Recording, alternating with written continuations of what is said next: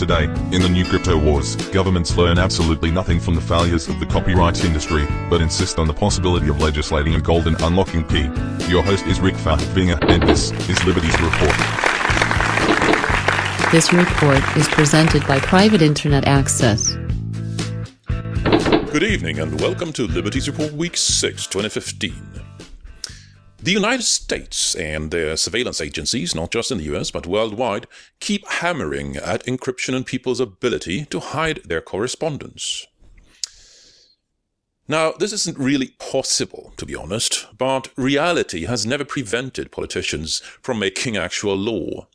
It's easy to compare to when a bill was introduced in the state of Indiana to legislate the value of the mathematical constant pi to 3.2. A bill, I should add, which passed the lower house unanimously. Only in the Senate, and after drawing enormous and well-deserved ridicule, did the bill ultimately fail. Or for that matter, when somebody thought it was a good idea to criminalize possession and use of various drugs.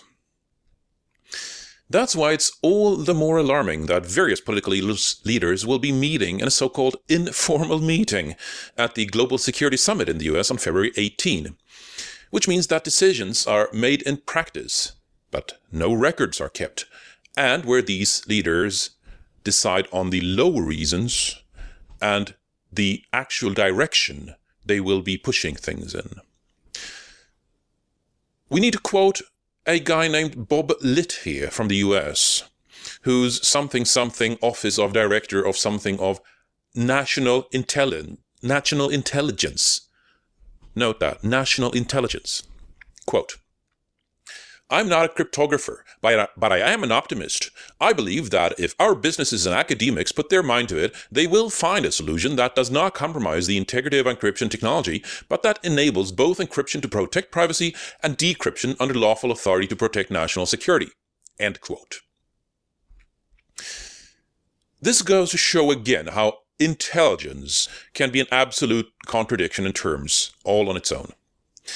To compare, Peter Peterson, an MP in Europe, Sweden specifically, suggested a wind turbine on electric cars that would charge the battery merely from the wind of the car's speed, thus achieving infinite energy for electric cars. Mr. Peterson was not a technologist either. What the government is trying to do here is to locate unicorns and magical rainbows. To quote Cory Doctorow, you cannot create a backdoor that only selected people are able to use. This is laughable. This is about as productive as trying to legislate gravity, or for that matter, the mathematical constant of pi. But what's really alarming here is that politicians are blankly refusing to learn from other people who have tried the same thing. Politicians are trying to invent a golden key that only they have used, or only they can use, and somebody else has tried that before them. The copyright industry has been trying to do that for the past 30-odd years. Let's take a look at how well that went, shall we? Around the turn of the century, politicians legislated something called the DMCA in the United States and the InfoSOS, or EUCD, in Europe.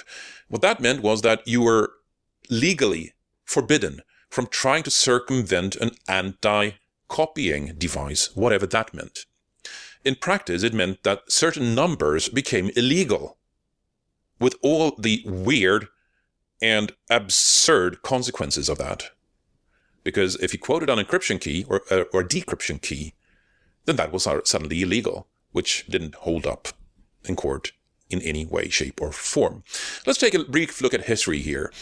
At the time of VHS, videotapes and videocassette recorders, there was something called macrovision, when you had a physical electron beam scanning the television surface from top to bottom, and then returning again, going top to bottom on the next frame or next half frame, and then top to bottom again. That time when the electron beam returned from bottom back to the top was used by an anti-copying mechanism known as macrovision to throw copying videocassette recorders off the scent. What they essentially did was just send earthquakes, screeches, and various out-of-spec signals in that short time frame. And what that meant was that nobody was able to copy videocassette tapes using more modern equipment. However, the first and old steam-powered videocassette recorders worked brilliantly to copy those tapes, which is why, ironically, old equipment had a significant market value in those times. It was easy to strip that coating, of course. Then came DVDs, and with DVDs came the content scrambling system, real encryption, or as real as it gets with 40-bit encryption, which is broken brute force in seconds on any modern computer. What's interesting with the DVD encryption was that the content industry tried to have this golden key concept. Of course, that golden key was extracted from something called the Zing DVD player, published by a Norwegian trio, or at least a trio of which one of the people was Norwegian, John Lech Johansen, also known as DVD John, whose house was raided in 2000, who was tried and acquitted in 2003, retried and acquitted again. Because at the end of the day, you couldn't have an illegal number. And what they had done was to extract a decryption key, which was preventing playback, not copying, but playback. Then came HD DVD and Blu-ray with a new scheme called AACS, Advanced Something, blah blah blah. And it was out for several months until in 2007, the WinDVD software again leaked its secret, and Intervideo, later Corel, panicked to patch this key that had leaked from memory, but the box had already been opened, and the cat was out of the bag. The infamous number 09F9-1102-9074 E35B D841 56C5 635688CO was one of these illegal numbers. The copyright industry actually prevented this number from being quoted everywhere it was posted, which was on quite a few sites, and not just once, but all the time, on every site pretty much. And so the copyright industry eventually had to give up that people were determined to post this in any way, shape, or form, and they could not restrict the free speech. The concept of an illegal number was, frankly, nonsense, both legally, technically, and socially.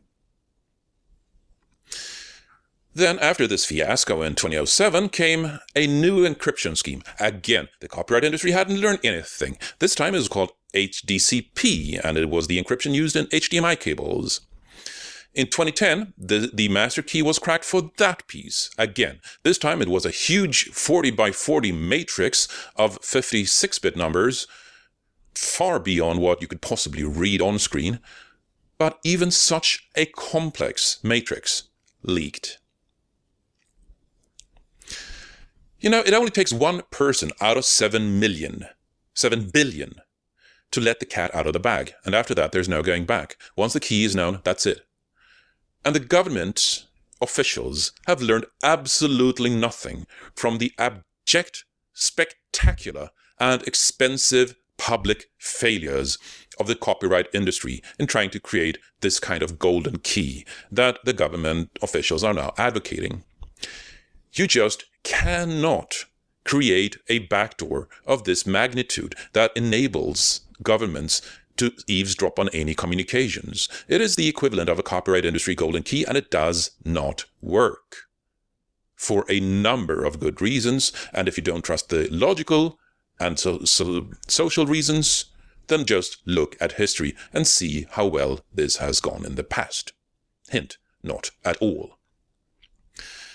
And besides, if the government were to able to eavesdrop on any encrypted communications, that would be the end of a lot of industries. It would be the end of the financial and banking industry. It would be the end of a lot of technology industries. It would be the end of a lot of industries. Because there's not just one government in the world, there's 192 of them.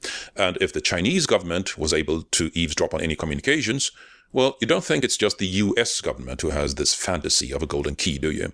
And if the US government mandates it, then all the 192 governments will want that key, as will a lot of other people.